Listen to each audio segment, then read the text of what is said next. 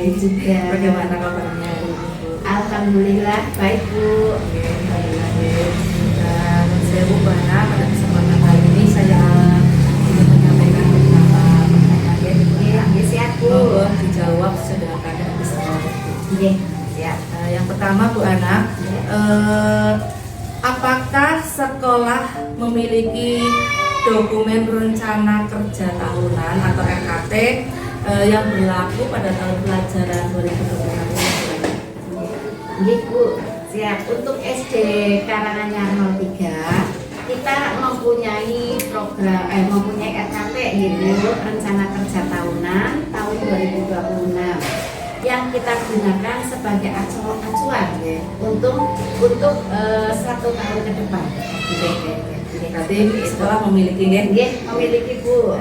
Kemudian apa yang menjadi dasar bagi sekolah Ibu dalam penyusunan RKT tersebut?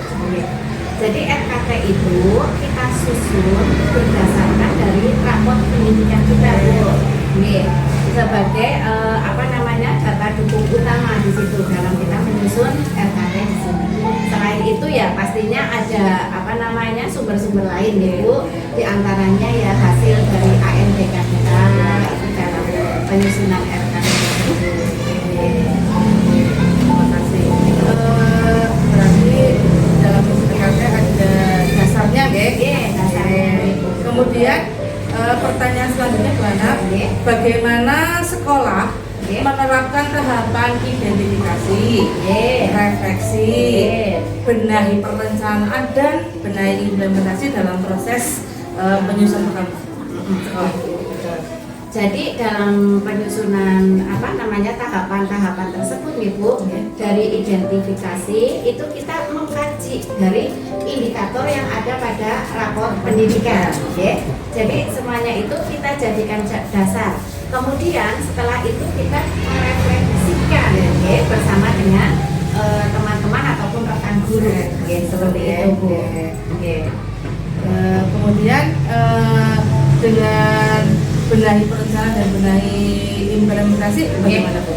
Ya, kita setelah membenahi itu kita menyusun strategi Bu.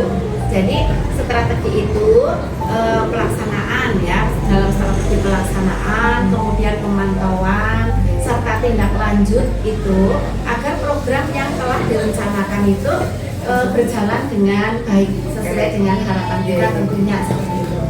Kemudian siapa saja Bu yang dilibatkan dalam penyusunan program sekolah? Iya, dalam penyusunan program sekolah tersebut kita melibatkan guru, itu pasti ya Bu, melibatkan guru, tenaga pendidikan, kemudian ada tim pengembang sekolah, itu juga kita libatkan, kemudian komite sekolah itu juga kita libatkan.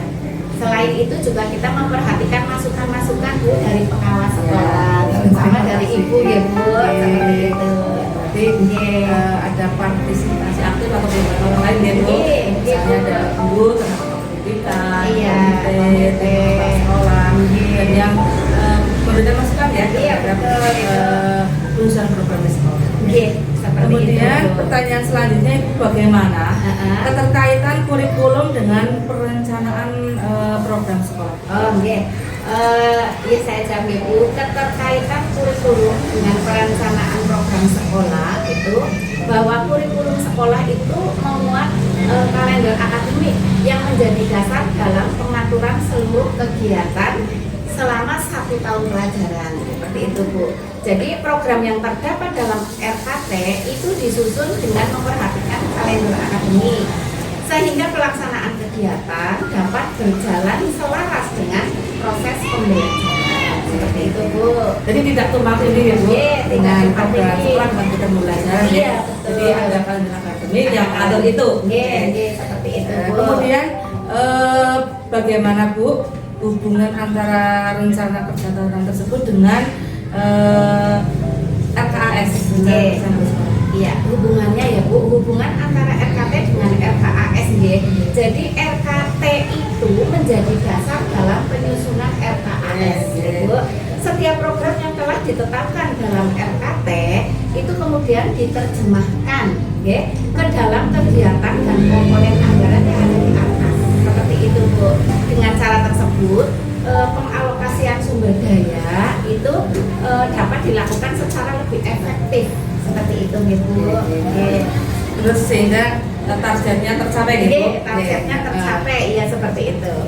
Terus pertanyaan selanjutnya Bu Ana, program prioritas apa saja yang menjadi fokus di sekolah itu? Sesuai dengan rapor pendidikan kami di SD Karanganyar 3 itu program prioritas yang akan kita laksanakan itu yang pertama itu untuk Bu, peningkatan kualitas pembelajaran. Selain itu ada iklim kebinekaan. Jadi program-program itu khususnya 2 program itu yang akan kita fokuskan nanti dalam pelaksanaan kegiatan yang ada di sekolah. Kemudian jika dibandingkan dengan tahun 2025, apa perbaikan yang paling menonjol pada perencanaan tahun ini? Jadi kalau tahun 25 itu mungkin kita masih kurang memahami untuk disesuaikan dengan hasil rapor pendidikan kita Bu. Tapi setelah tahun 2026 itu rapor pendidikan itu benar-benar dijadikan bahan pertimbangan dalam perencanaan tata dan perlibatan pemangku kepentingan gitu. Berarti sudah dioptimalkan. Sudah dioptimalkan. Seperti itu. Baik Bu Kepala Sekolah, pertanyaan selanjutnya apakah sekolah melaksanakan evaluasi dan refleksi terhadap kinerja selama 1 tahun terakhir ini?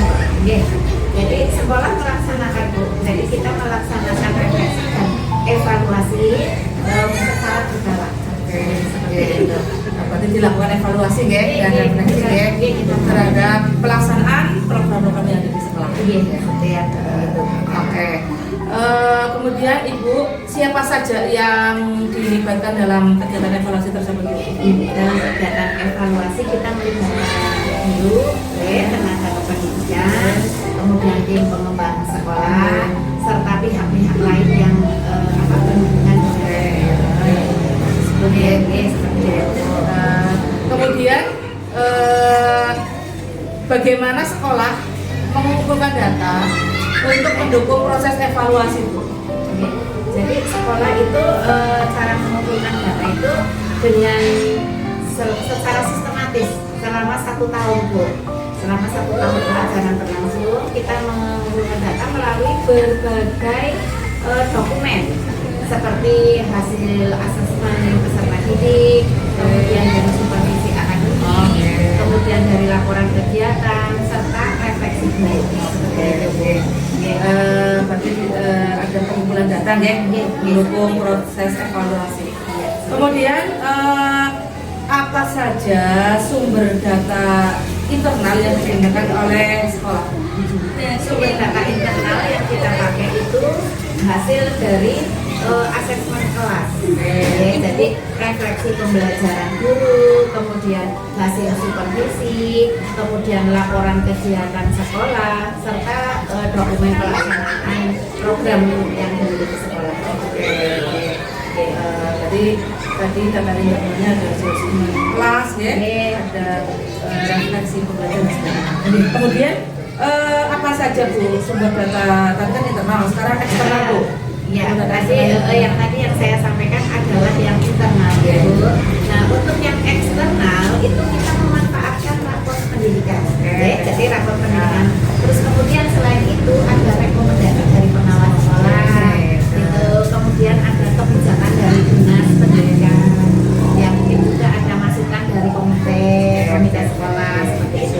Jadi dijadikan sebagai sumber data eksternal sebagai sumber data eksternal. Kemudian Bu, bagaimana pelibatan komite sekolah terhadap evaluasi tersebut? Pelibatan komite sekolah itu kita melibatkan dalam forum Bu, dalam forum evaluasi tertentu. Dan diberikan informasi mengenai pelaksanaan program sekolah tersebut.